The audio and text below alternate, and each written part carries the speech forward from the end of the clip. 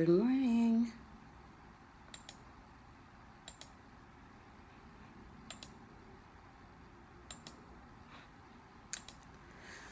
Good morning. This morning, I just wanted to have a quick chat on life and relationships about feelings, why you shouldn't hold on to a feeling for too long.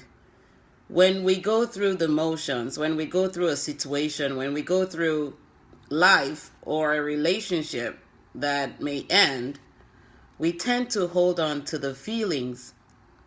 And holding on to the feelings for too long actually leads us to create a room for the thought process to linger on, to become expanded, to create illusions, to allow us shift in our mindset and begin to dwell in a place where we get so comfortable with the feeling. Feelings come and feelings go. But when you get comfortable with a feeling, what happens is you begin to overthink. You begin to dwell with that feeling and you allow it to shift your mindset and begin to focus on that just one thing without thinking of the solutions around that feeling. It may be a feeling of being rejected. It may be a feeling of not being loved. And when you dwell on that feeling for too long, you begin to leave that feeling out without recognizing that that feeling is actually robbing you of something than you experiencing the lesson.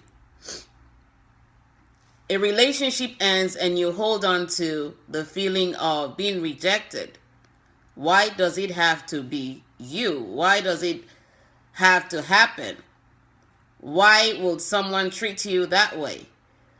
You believe you deserve better, but you hold on to that feeling of the whys. Yesterday I shared a bit on the what ifs. What if that feeling was helping you uncover something about yourself that you did not know about yet? What if that feeling was a revelation that that person wasn't meant to be in your life, but to help you uncover something you are yet to discover about you? Feelings allow us to sometimes lose ourselves. The easiest thing we experience in life is losing ourselves to the feelings and the emotions and living on that roller coaster ride. And when we lose ourselves, it's very difficult to find ourselves back because we're sitting with the feeling and we're dwelling on the feeling and we're dwelling on the emotion and we've created an illusion out of it. And it's deluded us from our reality. And when the truth shows up, because we've sat in that place and we become comfortable with that feeling, it's hard to make a shift and embrace the truth. And so when the truth shows up, we tend to move away from the truth because we're holding on to the feeling. That feeling may be the only key to unlocking the truth that you need in that moment. That feeling may be the only thing that will lead to your next level of growth. But holding on to that feeling and getting so comfortable with it may rob you of so many things in your life without you knowing it. Holding on to the feeling of hurt for so long robs us of a lot. Because when you sit with the feeling for too long and you come across people that sit with the same feeling, you become comfortable in their space, in their zone. They also don't want to embrace the truth in that moment. They want to just sit with that feeling of, yes, I'm hurt, I'm rejected. It's not okay to be rejected. But you sit with the feeling and you meet people who sit with the feeling and you all get comfortable in the same space because that feeling is conditioning of your mind to believe it's normal to be in that space. But does it lead to growth? No. Does it lead to you becoming better? No. Does it lead to you getting out of that comfort zone that you may have created in your thought, or your may have created illusions. No. So what is that feeling that you're feeling today that is holding you bound from really leaving? I want you to sit with that thought today for a moment and ask yourself, what is that feeling? It may be about the job that you don't like, but what is that feeling that you're sitting on and sitting with? And how is that feeling helping you uncover something that you need to learn or know about yourself? That feeling may actually be the key to your breakthrough. But if you hold on to it for so long without letting it shift your mind towards the right direction, you may become stuck with it. Feelings come to allow us uncover something. But when we sit with it too long, like I said, allowing ourselves to overprocess, overthink, focus so much on it without taking our focus off it, without grieving from it, without healing from it, without shifting from it, we become stuck in that place with the feeling. I got an inbox message that I'm also going to answer today. A woman sent me an inbox message saying that she keeps meeting guys that are focused on sex. She said, I keep meeting people and all they seem to be interested in is in having sex. And I'm looking for commitment.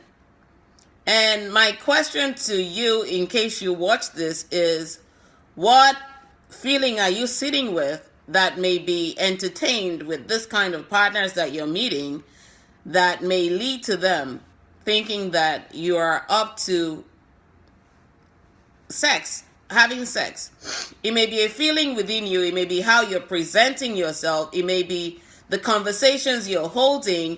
It may be how you respond to their comments, the conversations that they have with you.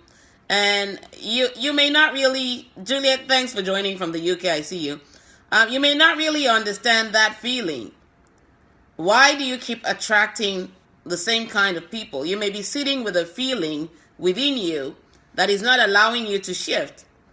It may be how you're presenting yourself physically. When you dress up, it may be how you're presenting yourself that makes you attract those kind of men. It may also be the kind of conversations you hold with them and you entertain with them. If that's not what you're really looking for, then you may have to shift your mindset towards not holding conversations around sex with them, because men will make you feel comfortable with what they want to get from you. And if you allow and entertain sexual conversations, the men will think, well, she's into this conversation, maybe she's into the game. It may also be how you present yourself to them, the way you dress up, and they see that you're sexually attractive based on what you're wearing, and that may make them think you're up to, the sex game. But if you know that's not what you're looking for, then you have to change the kind of conversations you have, and you have to move from that feeling, like I said, of presenting yourself in a way that makes them think that that's what you're for. If you're looking for commitment, you have to present yourself as somebody looking for commitment. You have to let the people you're holding conversations with know that I'm up for commitment. I'm not up for a sexual relationship or a sexual game. It's how we carry ourselves, the feeling we carry with us, the expressions we carry with us that attract who comes into our life in a very moment. We are who we attract, and we are what we accept. And so you have to just change that about you. The second thing I wanted to share was a tip for women. This Valentine season is around the corner. It's next week. And as a woman, you may be on social media and trying to find someone. Again, you can meet somebody on WhatsApp group. You can meet somebody on Facebook. You can meet someone on Twitter. I've had people that I've met and are married now on Facebook, and people that actually met in a group on WhatsApp and they're married now. You can meet anyone anywhere, but be very careful how you hold your conversations about your past relationships on social media. Because you may say to yourself, I want a committed relationship, but I'm not attracting people that want commitment. What information are you giving out on social media, and how are you holding conversations in the groups that you're in? What you present is what will attract someone. If you're a woman who's experienced a breakup and you're on social media and you're giving out information about your ex in a bad way, communicating about your previous relationship in a bad manner, what you're showing a man is that he doesn't need to be in a relationship with you. If you're putting another man down, you're showing other men why they shouldn't come to be in a relationship with you. Because men don't like being brought down. It's like destroying their character in public. It's demeaning. And when you have an ex that you're really, battering on social media, you're going to drive men away from you. If you're holding conversations on social media about all men are bad, all men are not good enough, you're not going to find a man who's going to want to be with you, because you're already presenting negative information. And no man wants to be with someone who's negative. Men are looking for women who hold intelligent conversations, who can, build them up and support their vision, who can, massage their ego when needed, and also help them accomplish their goals. And as a woman, you're created to be a support. But if you're not looking to support a man, but you're looking to bring a man down with your conversations on social media or anywhere you go, you're going to drive a man away. Never talk bad about an ex, because you never know when that ex will show up in your life to be another help that you need along the way. Never talk bad about anyone you meet, because they are also going through. Everyone goes through, but not everyone speaks about what they're going through. And you have to respect other people's spaces. So if you're looking to be in a committed relationship and you're a woman on social media, be careful how you hold your conversations. Be careful who you attract. There are also time wasters and players on social media. You want to make sure you're attracting the kind of the right set of people that you want to have in your space. And somebody can glance at your friends list and say, hey, these are the kind of friends she holds. I can kind of, watch and see what I can get from having a relationship with this person. And people glance through friends lists just in case you don't know. You're on social media, a man or a woman may be interested in you. They're looking at the kind of friends that you have. And if they see the kind of friends that you have, it may be a no-no. And we live in a very small world. It's not only social media that you meet up. Anyone on social media can know someone you can meet in person. And if you meet in person and they say, I've met this person, and somebody who's known you on social media can come in and say, oh, have you seen their Facebook profile? And that may drive away a partner that that may have good intentions. So be careful how you present yourself as a woman, as a man, when you're looking to hold you're willing to get into a committed relationship. What you present does carry a lot. And also your employers are also looking on social media now. Last week I had someone contact me about someone who was on my friends list for a job interview, and based on what they saw on her profile, they refused to give her the job. And she had no idea. And I didn't know her because she was an acquaintance. And looking at her profile after I got interviewed about her as a reference, I couldn't even say anything, because to myself, I looked at the profile and said, sometimes you don't know what you're presenting on social media actually affects your life, affects you getting a job, affects you getting into a relationship, affects basically some things that you will do down the line. So be careful what you present on social media, especially when you're looking to get into a relationship. Don't let the feeling that you carry on the inside be expressed on social media. Sometimes you have to take a break and sit with that feeling, process that feeling, allow that feeling to lead you to asking the what if questions, and see how that will work for you. Let that what if question that you come up with when you have that feeling lead to an answer that you find within yourself. If you need to get help and support of a coach or of a counselor or of a therapist, do so, but don't air it on social media, because every feeling, every thought, once you spill it, you can't take it back. And it does reflect a lot about where you are with yourself to people who can read through it. And you don't want to get into a space of getting into a wrong relationship based on what you're expressing with yourself on social media. Social media is a great platform when it's properly used, but when you use it with an intention of holding feelings that actually lead to you not getting into the kind of relationships that you truly deserve to be in, then it will be a loss to you. And, the impression you leave with other people also matters, because it's a reflection of your character. And you want to build on a good character. You want to build on integrity. You want to build on yourself to be a good person, not be perceived as who you're not.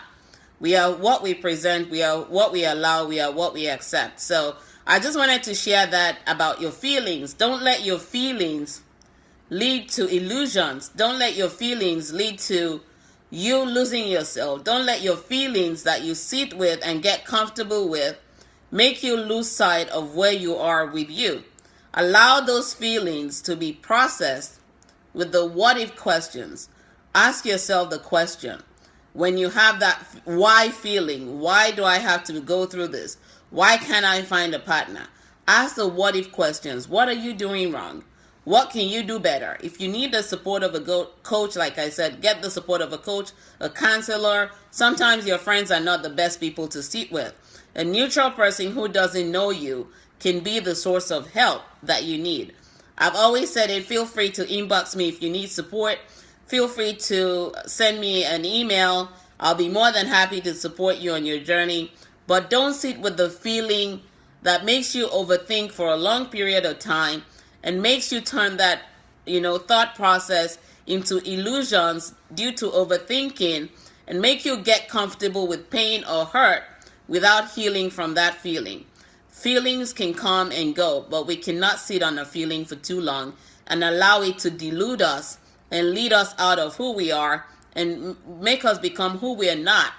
Because when you shift your mindset from feeling good, when you shift your mindset into overthinking and sitting with a feeling for too long, it will rob you of where you need to be with yourself and make you lose yourself in the process and make you not reason and react and think before you act. I hope you all have an amazing day, and I'll talk to you soon. Take care. God bless. Bye-bye.